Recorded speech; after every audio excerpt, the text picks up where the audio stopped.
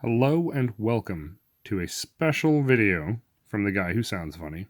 I'm hoping that this starts off a new series of how to play or learn to play videos in different tabletop games that you can play with other people or even by yourself, some of them. This one I've been talking about a bit in other videos, mainly our pack wrap series. And this one's going to be how to build your first Pokemon deck. So, we've talked before in other videos about pre-constructed product and, battle sets, pre-constructed decks to get you into playing the Pokemon game. But there comes a point where you've got this big collection, you've been playing pre-constructed decks for a while. It's time to kind of move on and make your own deck. So that's what this video is about. For those of you who want a pack wrap tie-in, I do have something special that we're going to open here today. As this is the 25th anniversary of Pokemon, they're doing all sorts of cool stuff. You can see down here, Pikachu's got 2 and 5 for the little rosy spots in his cheek. Notice these at one of my local game stores recently. These are kind of cool, and they've got a story behind them. So, way back when the Pokemon trading card game first started, in Japan, and then shortly thereafter in the United States, some special promotional cards came out. And these cards were giant-sized. As you can see by comparing it to the size of my hand, this card is just absolutely massive. So they're doing a series, released one a month, where you get 3 giant-sized cards with a special holofoil print that are from they're the starter Pokemon, from each of the different games. So each generation gets it. They started, a few months ago. This one's June's. I haven't found July's yet.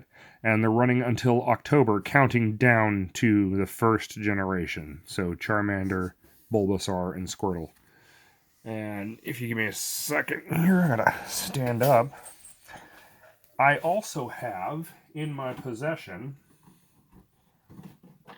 something really cool to go along with these, talking about them. I have one of the very first giant promotional cards. Now you can tell they've come down in size. The giant promotional cards used to be really giant. You can see this is the very first giant promotional card released. It's a Pikachu from base set. You can see its comparison to my hand. You can also see its comparison to one of these new cards.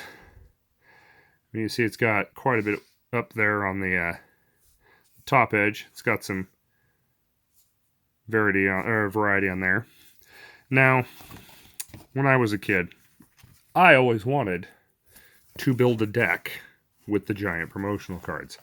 I always hoped that they would release energies and some sorts of trainers, and then I could collect them up and then play a game with enormous Pokemon cards. I was hoping they were all going to be this size too. I mean, this dude's just massive. It's going to be able to whoa, put them down and play like that. But they never did. So, we are not going to build a giant promotional size deck, as much as I wish I could. But I wanted to share these with you. The trainer packs also come with a couple of booster packs inside them as well.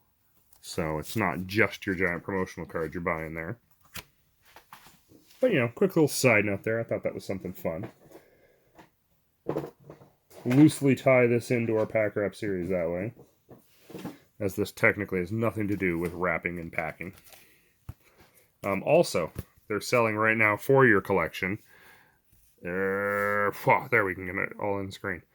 These nifty giant card size binders. It comes with a recreation of that original giant Pikachu card. As you can see here, it's got the 25 mark showing that it's a little bit different. You can also see it is the same size as these other ones. So, really cool, if all of you were into that. Now, let me just slip these guys away where they belong. But yeah, I've been promising you guys a video on how to build your first Pokemon deck. And, you know, for me, this is old hat. I've been doing this for longer than some of you have been alive, which is crazy to me. But, it can be kind of a daunting task at first. There are a lot of different cards in this game. Just so many. Thousands and thousands of different cards. So how do you decide what to put where? I mean, how many of each card do you need? What things do you need to be able to get your deck built and started? So, there's lots of different kits and stuff that you can build that give you all of the pieces, but they don't tell you how to put it together. And one of the coolest things that came out way back in the day, which I also happen to have handy.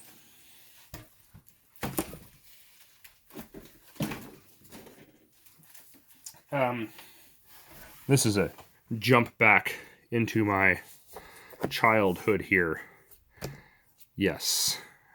When Pokemon very first came out, I was so obsessed. I made this binder. So yeah, this is my rad Pokemon binder that I had when I was like 12.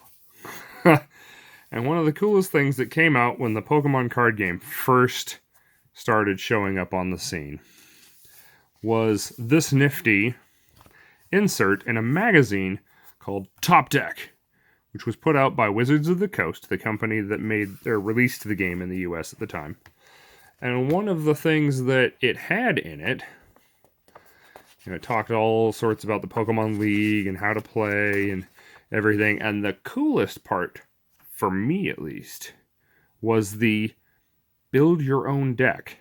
Because even way back in the beginning, we had pre-constructed decks. Really hard to see that, but I can't really move my camera without messing things up. So, we had pre-constructed decks, theme decks, way back in the day. Whole list of them even. I mean, for how many sets were out, that just seems incredible to me that they have that many decks.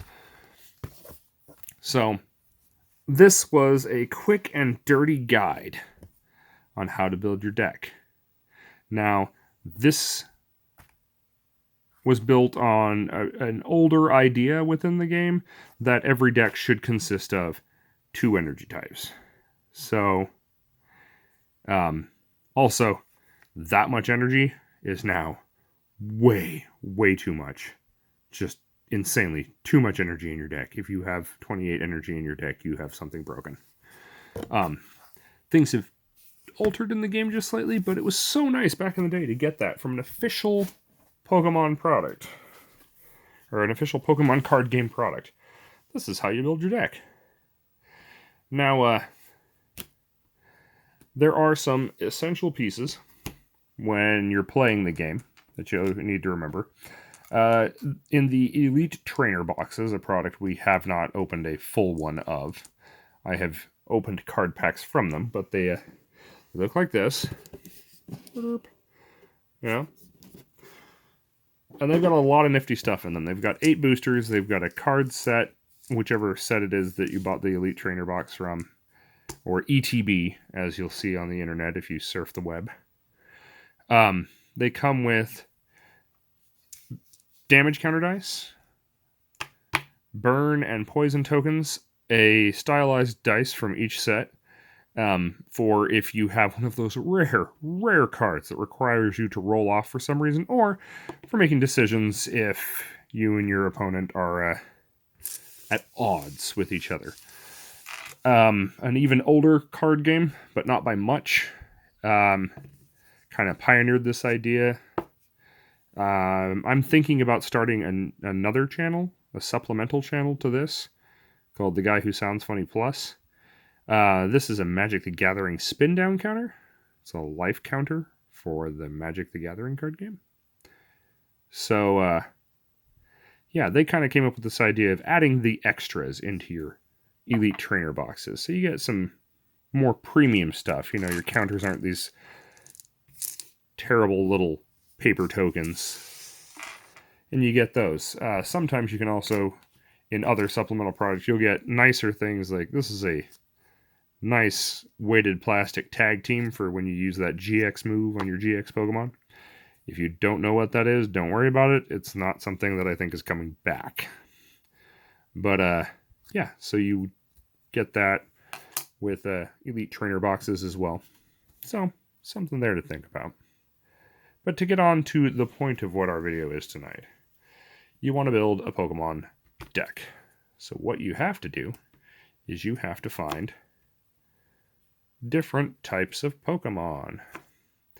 Now, my favorite way to build a deck is to separate out my collection into color.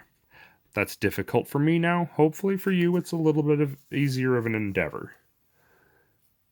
But, you get all these different colors out. I just grabbed a couple of my Elite Trainer boxes, emptied the contents of them.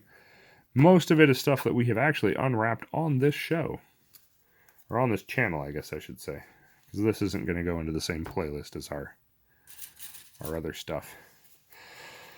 But yeah, so you get all sorts of different types of Pokemon.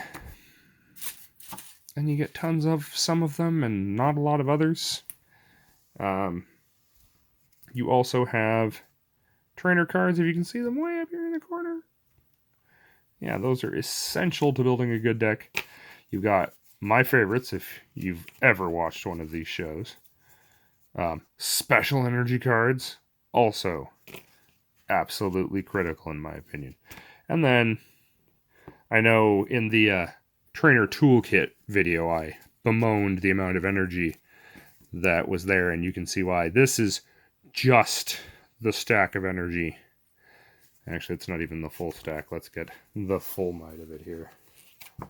Really, it's only like a handful more than that. But, you know, I mean, look at that.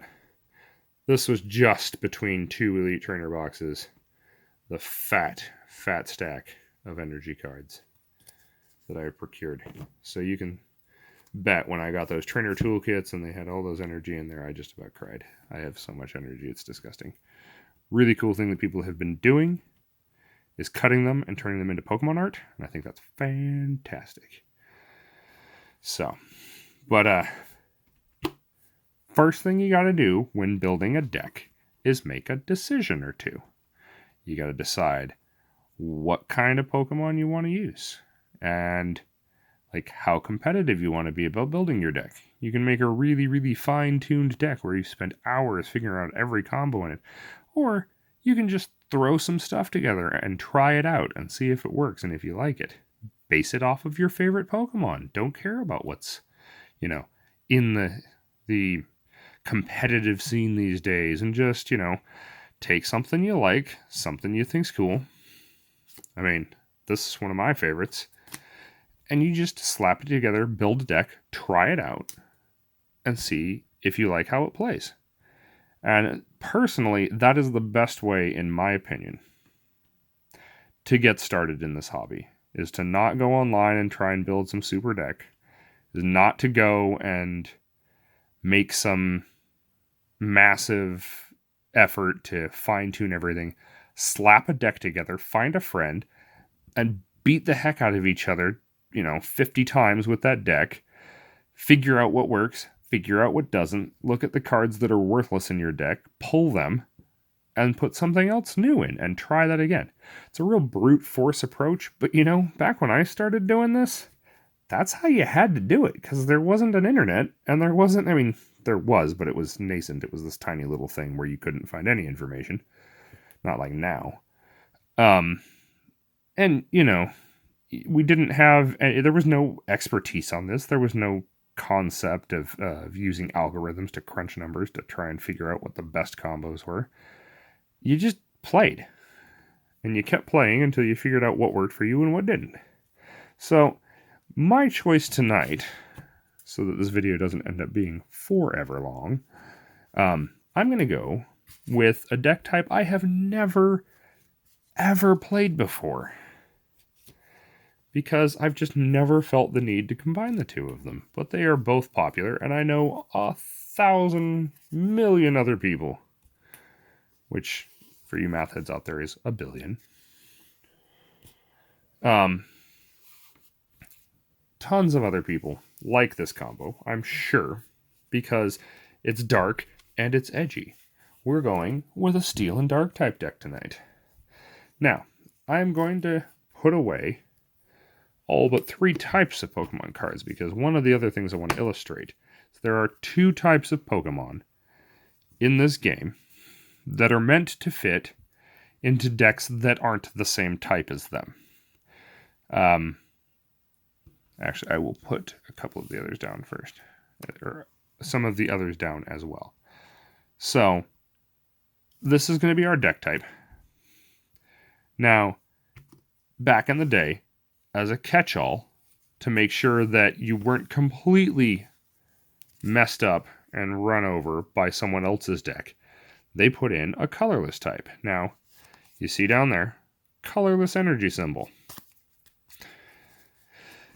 Matches colorless energy symbol. Well, you might think that that means you have to match this with this, just like with grass you have to match grass energy with a grass type Pokemon, or with steel types and dark types you have to match dark types with dark types, see? Right? But you'll notice that on dark type Pokemon, on steel type Pokemon, and on fairy type Pokemon. Oop, that was disastrous. I'll clean that up later. Bunch of Pokemon cards just went flying. So, and even electric type Pokemon, all sorts and varieties of Pokemon have that symbol. That is because that symbol does not actually require you to match energy symbols. It is the colorless energy symbol. So if an energy has that, that means it can go on any type of Pokemon, but it does not produce any energy other than colorless. So it only counts for this type of energy symbol. But if you see it on a Pokemon, like Murkrow here, you can use any type of energy for that symbol. On this attack, you have to have your dark energy, and you can have another colorless energy. So when you're building your deck, so I'm going to assume if you're to the I'm going to build a deck stage, you've played a few games. So when you're at this point, building your deck, just take into consideration that this type of Pokemon will go in any deck. That's what they're there for. So always keep your colorless nearby, because if you're having something that's really not working in a deck and you're getting trounced by everybody else, maybe your deck just needs a couple of colorless Pokemon in there that don't have the same weaknesses and resistances as your deck typing. You might actually see a huge difference. Used to happen all the time back in the day. So, we're going to keep them out. And then another type that was designed with a similar idea in mind, but a little bit more advanced, is dragon type Pokemon. So you see this energy symbol, but it's something of a lie. There is no dragon type energy. Now you see here on this Bagon, he has a fire and colorless type move. You see on Jangmo, he has one move that has a colorless, and then he has another move that has a colorless and a an electric and a fighting type attack. So the trick to dragon type Pokemon is their energy requirements are actually dual typed. So like see Noibat here. Noibat requires psychic and dark type energy to be played. So how these cards work and what they are is they're supposed to be like an extra linchpin thing in a 2-colored deck. And I'm not 100% certain. I do not know all of the cards in this game as well as I used to. But there might even be some triple type dragons. I do not remember. But every dragon, at least in its evolutionary line, runs some other type of energy, usually a second type of energy with it. So, like you can see here, Gumi, it's going to use water-type energy for some of its ability and fairy-type energy for the rest. Noibat, Psychic, Dark. So, if you pull enough of the Dragon-type Pokemon that you want to go in a specifically color combo deck, you could actually, in theory, easily play a 4-colored deck. You could have Dragon, you could have Colorless, and you could have your other 2 color types. That's all complicated. We're not going to do that tonight. But I wanted that to be out there so that you knew that there are some deck creation options and why certain cards are done the way that they are. Now, like I said, we're going to focus on Steel and Dark. Now, the next thing after you've made your decision on what kind of Pokemon you want to put in your deck is which ones. And by which ones, I'm sure that's a terrible phrase in the English language that I should not have said like that. You have to decide which Pokemon you want to use to build your deck. Now, I've told y'all before, I love a good Honedge. That is going to be my start to my deck. So I go through and I pull out a bunch of the basic Pokemon Honedge. And when you're building a deck like this, sometimes it helps to just sort out all of your different Pokemon. And you can have different Pokemon of the same name, with the same art. Now there's a rule within the game that if they have the same exact name, you can only have 4 of that card in your deck. So only 4 Clinks, only 4 Clangs. Now if the name has any variation in it whatsoever, you can put a different one in there. But that is something to take into consideration too when building your deck. We got a Beldum there. We got some yes. Here's what I was looking for. We want Honedge. Another Honedge. We want Duo Blade. Bronzong. You know, I already feel like some things are coming together here. Oh, and there's our Mountain of Aegislash and Duo Blade.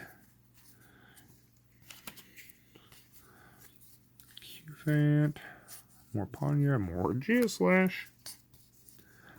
Bronzor. More Meowth. There we go. A Berserker. You know, I think we're going to run this guy in here too. Just for kicks and giggles.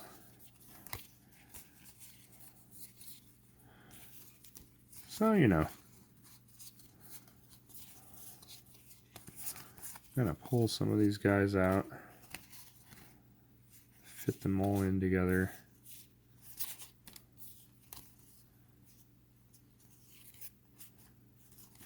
I don't think we have a single Bisharp. Oh well.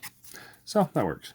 Then we got to make some decisions on what we want to keep and what we want to get rid of. I'm not going to use Clink and Clang.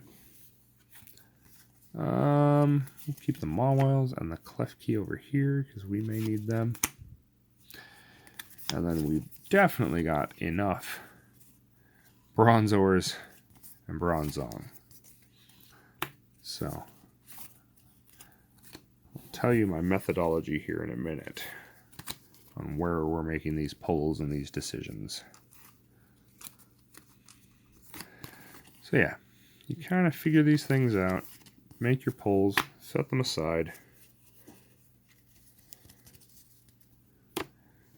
And then, yeah, there was not enough there for them. So, we've got our polls for Steel type.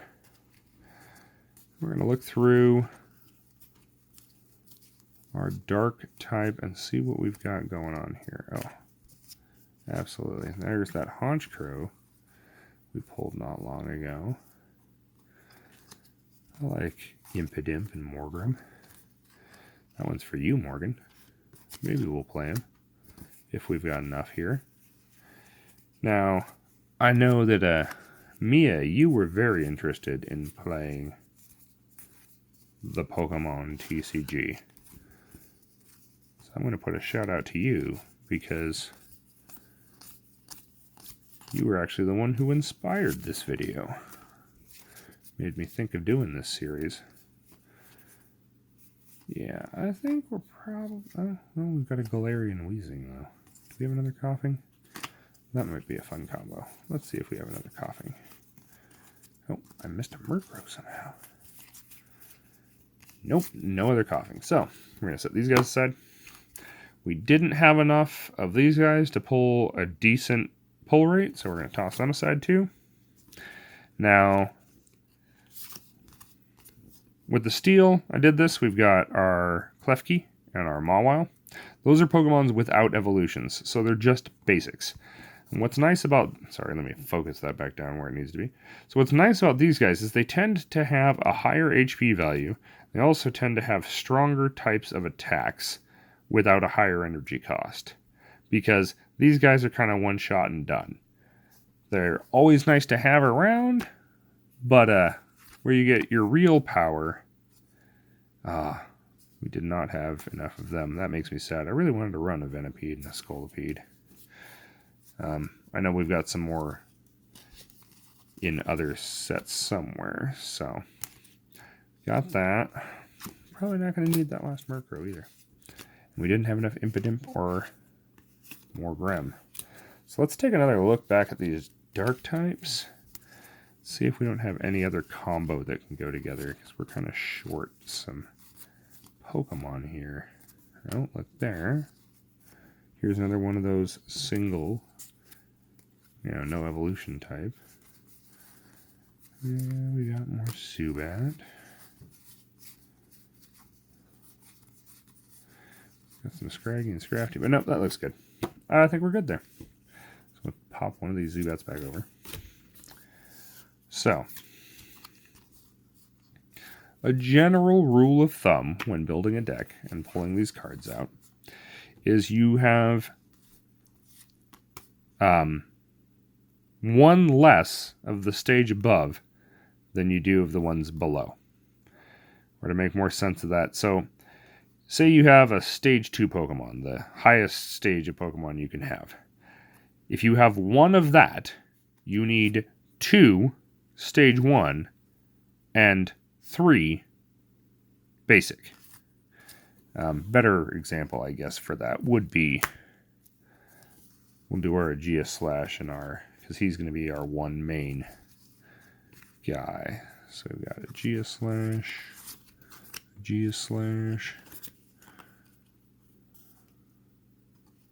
There we go. So, we actually got a good spread for this. Aegislash. He is a stage 2 Pokemon.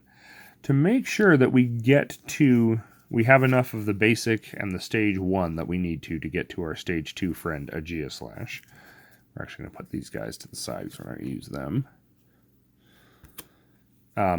What we need is 2 Duo Blades. Now, both of these Duo Blades are decent. I only have one of this guy, so what I'm going to end up doing is I'm going to put in 2 of these. And put that one aside. And then we end up with 3 Honedge. So we have 1, 2, and 3. So for a stage 2, you need 3 basic, 2 stage 1, and 1 stage 2. Now if you have 2 stage 2s, you need 3 stage 3s, or 3 stage 1s, and 4, which is the maximum you can have, of basic. And that's a good way to build your deck.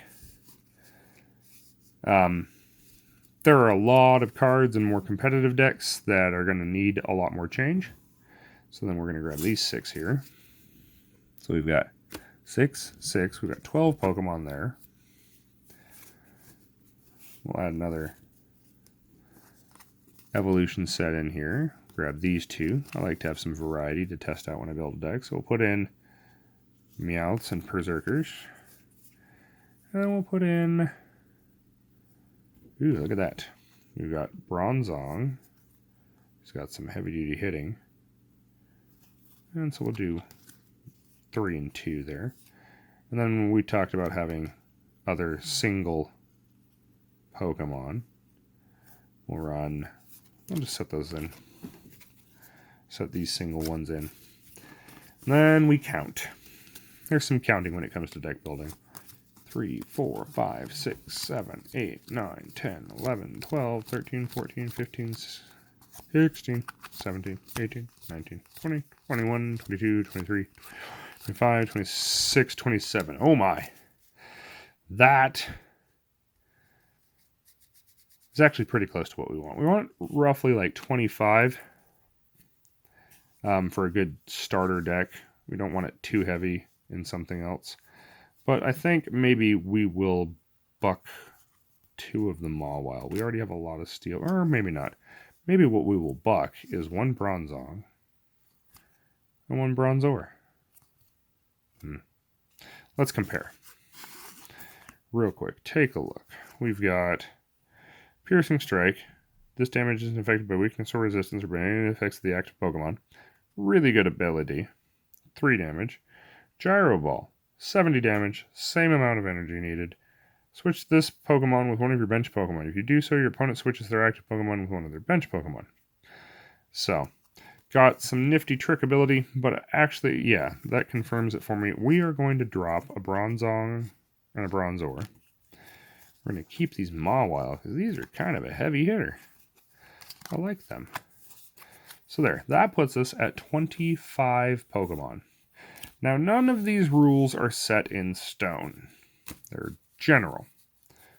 But roughly about 25 Pokemon is a good bet to make sure that you get what you need in a game. About 40% of that should be basic Pokemon. And if you can push it a little bit more towards 50. So that way, you really don't get ruined in the early part of the game. So we've got our 25 there. Now comes the hard part. So we didn't actually end up using any of these guys because I liked what we got there combo-wise. So now we have trainers. Now, the trick with trainers is you've got 3 mainly different types. You've got... I sorted some of these earlier, so let's see if I can't get to a nice sorted section. I think this is it here. So then we've got a stack of different types of trainers. And they are stadium cards. All these guys with a little green box in newer sets. We have item cards, which are the ones with this little blue box. And supporter cards, which have your orange box here. Now, this is where it gets a little tricky with deck building, because item cards can be used as many times as you want in a turn. Well, I'm wording that poorly. You can use as many item cards in a turn as you have available to you. So you could play all 4 of these without any problem. A supporter is limited to 1 a turn. They tend to be a lot better cards, but you're limited in how many you can use each turn. And then a stadium gets played down, stays on the field. So you really don't need a lot of these guys. A lot of times you pick 1 or 2 stadiums that really help your deck. What you normally do is you get multiples that synergize well with your deck. So like the retreat cost of each Rapid Strike Pokemon in play is 2 colorless less. You would go with, if you were building a Rapid Strike deck, which is a different thing to take into consideration, we're not focusing on that tonight. You would absolutely want to pack in a few Towers of Water. If you were building a single strike deck, you'd want a couple of Towers of Darkness. Whenever a player attaches an energy card from their hand to one of their non-psychic type Pokemon, put 2 damage counters on that Pokemon. There you go. Path to the Peak. Pokemon with a rule box in play, both yours and your opponent's, have no abilities. Pokemon V, Pokemon GX, etc. have rule boxes. So, yeah. You got these guys. Oh my, that's actually really effective. So maybe we'll put Path to the Peak in there, because we don't have any of those. because I chose not to put any in. Well, I mean, I chose colors that I knew didn't have any in there. So, we've got a stack of cards there that we can pull from. I think we're going to put that one stadium card in there. And that's going to cover it for our stadiums, really. We don't need much more than that. Here's some older cards, but you can see they still have similar coloration, similar styling. You can tell that they're still item cards. Supporter. There we go. Just doing some quick organization because it makes deck building easier. But yeah, so what we're going to do is we're going to look through these guys. We're going to find cards that look like they're going to really help us out in our deck. And we're going to pop them in there. Item. Yeah, these ones, this is a set from X and Y that was stylized to look like the original Pokemon trading card game cards. So they'll throw you off a little bit. You'll see some of those running around even now if you're not into purchasing old Pokemon cards. Because those technically aren't old Pokemon cards. As you can see, supporters are very popular inclusions in the game.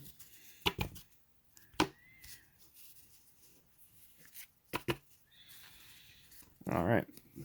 So my suggestion is start off looking for some decent item cards. No. What's this one? If you have more prize cards remaining than your opponent, the attacks of this Pokemon card that is attached to costs 1 fighting energy less. Not good for this deck either. Normalium Z. If we had normal types, that would be useful. Switch. Always a good Pokemon card. Always a good trainer card. Also, full heal. Pretty good too. Super Scoop Up. Right, that's a good one. We'll put that in there. So you just kind of go down the list of this. You know, we just go through and pull stuff out. Oh, Pokemon tools. I should probably explain those too. Certain cards have this special rule on them. See how it says Pokemon tool? Those are item cards that stay in play attached to a Pokemon after the fact. So you get cards like Adventure Bag, search your deck for up to 2 Pokemon tool cards, reveal them, put them into your hand. So, tool cards are incredibly useful. They can change up exactly how your Pokemon battle. Like you can see from Normalium Z, it gives it a full GX attack. You know, Karate Belt lowers the cost of your attacks. You can change how your Pokemon works with these Pokemon tool cards. So, very powerful things to have. I kind of like that one. We're going to put that one in. Do extra damage to grass-type Pokemon because you have weeding gloves. I love it.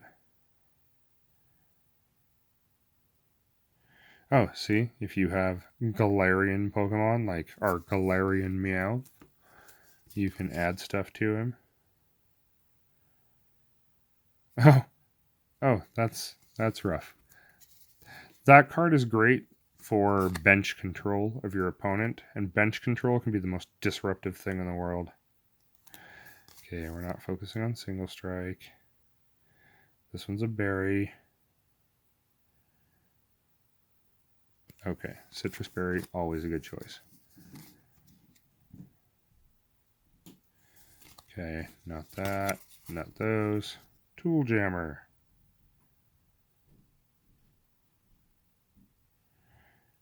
There you go. So, I think we've got a fair number there. So what do we got? 1, 2, 3, 4, 5, 6, 7, 8, 9. Now we want some supporters. So we've got Oleana. You play this card only if you discard 2 others from your hand. Your opponent reveals their hand. Put a trainer card you find there in the bottom of their deck.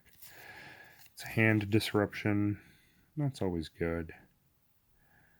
So, put any number of cards from your hand on the bottom of your deck in any order, then draw that many cards. That one's cool. And try that one. Discard your hand and search your deck for up to 2 trainer cards. Reveal them and put them into your hand. Then shuffle your deck. This one's great. I'm going to tell you now, in a situation where you don't have anything else in your hand. Because you play this card, your hand is empty. You don't have to discard anything. You get 2 free trainers. We'll try that one out. Hapu, look at the top 6 cards of your deck and put 2 of them into your hand. Discard the others. Maybe not. Reveals their hand. You choose a supporter card you find there and use the effect of that card as the effect of this card. Oh, that one's cool. Oh, and this one. That one's a good potion substitute since I don't have any potions in here. 2, 3, 4, 5, 6, 7, 8, 9, 10, 11, 12, 13. Oh, what about 2 more? Then I'll explain why. Swordbird and Shieldbird. Choose a trainer card from your discard pile. Then ask your opponent if you may put it into your hand. If yes, put the card in your hand. If no, draw 3 cards. Always like forcing your opponent into an uncomfortable decision. Draw cards. Okay, there we go. There's our 2. So, we now have our trainer cards. We're going to scoop the rest of these guys, set them aside. So, if any of you have been listening to the numbers I've been counting, we have 25, we have 15. Those 2 added together leaves us with 40. Now, this is where you're going to find a lot of dispute. There is a lot of room for variation in the number of trainers and the number of energy that you have. You normally want somewhere between 20 to 25 Pokemon, but how many trainers and how many energy you have all depends on what cards are available in your collection. Because there are certain cards that can be used to substitute energies or to recover lost energy that require you to have less energy in your deck. And then there are other cards like special energies that change the usefulness of that energy. So something like lucky energy. As long as this card is attached to a Pokemon, it provides colorless energy. If the Pokemon this card is attached to is in the active spot and is damaged by an attack of your opponent's Pokemon, draw a card. So this creates card draw. You don't have to have a trainer card to get card draw by having lucky energy. It's amazing. So, my normal rule of thumb is I try and have at least 5 special energy in a deck because I like special energy. Now, we have some single strike Pokemon in here. So, as long as this card is attached to a Pokemon, it provides every type of energy, provides only 1 energy at a time. The Pokemon this card is attached to can't be poisoned, and if it is already poisoned, it recovers from that special condition. This card can only be attached to a single strike Pokemon. So this one's really cool because it stops poison in its track, and it's a rainbow energy. We're going to try that because we have... Do we have any single strike? I thought we did. Yep, we've got single strike Mawile, and it's a dang powerful Pokemon. So being able to prevent poison to this guy is going to be nice. Do we have any others? I don't think we do. But I will put that in there purely on the benefit of being able to do that. So we've got 3 special energy here. We need a total of 20 energy. And since Dark and Steel are what we've got now got a choice to make. So we've got 2 piles, Dark. Oh, I'm missing a part of the Dark to that Dark pile. There it is. I knew there was a lot more of it. So we've got a bunch of those. So how I tend to decide these things is I pile how many different Pokemon of each color I've got in there. Now count them real quick. 1, 2, 3, 4, 5, 6, 7, 8, 10, 11, 12, 13, 14, 15, 16. 16. And then 1, 2, 3, 4, 5, 6, 7, 8, 9. 9. So in all honesty, we need a lot more steel energy than we do dark energy. But we also don't want to make it so that in a bad shuffle, we don't get anything.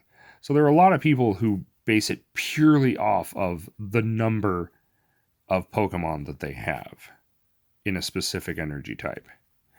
I look at it and I say, if I have more than half of one type, I will lean more towards that type of energy. But in this situation, we have our 3 special, and we need 17 more cards. So how I'm going to divide this is I'm going to pull 7 dark energy, and I'm going to pull 10 steel energy. 1, 2, 3, 4, 5, 6, 7, 8, 9, and 10. Let me double count that. 1, 2, 3, 4, 5, 7, 8, 9, 10. So then we're going to put those together. We're going to put those together. We're going to put these together. So we have 25 Pokemon with differing stages. We have 15 trainers, and we have 20 energy, some of which have special abilities. So then what we should have is 1, 2, 3, 4, 5, 6. We do that 10 times.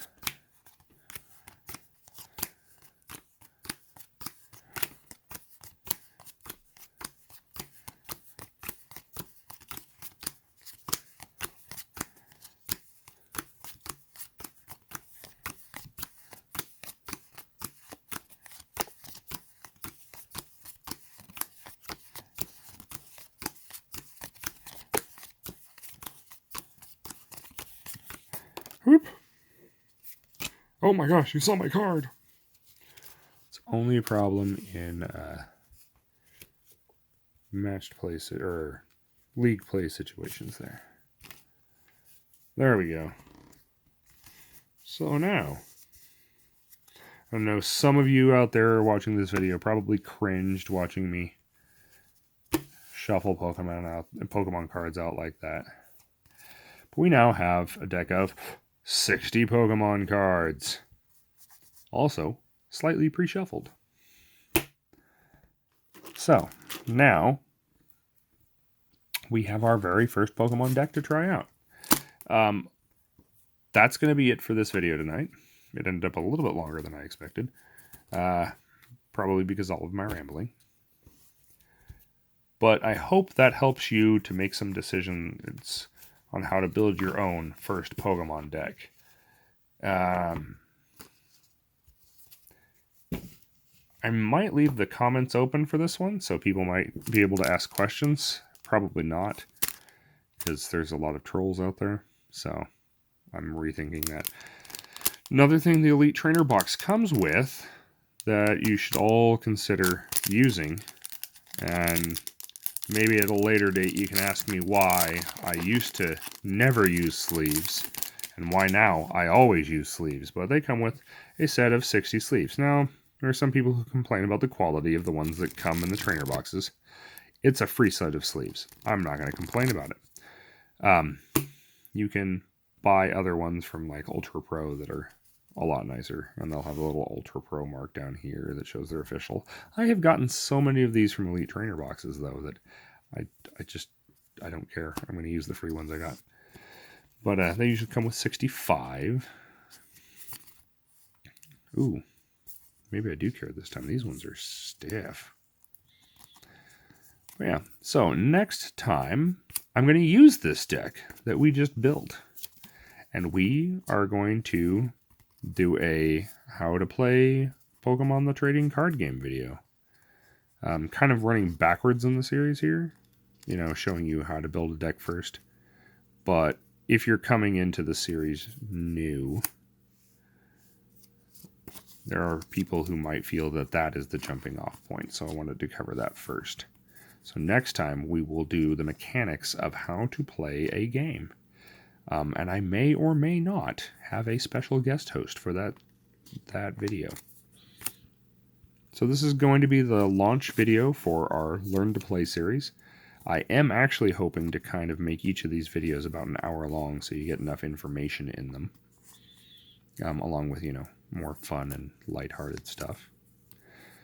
But yeah, look forward to these, and I hope this helps you out in your search to become a Pokemon master. You guys have a great night, and I'll catch you next time. Bye.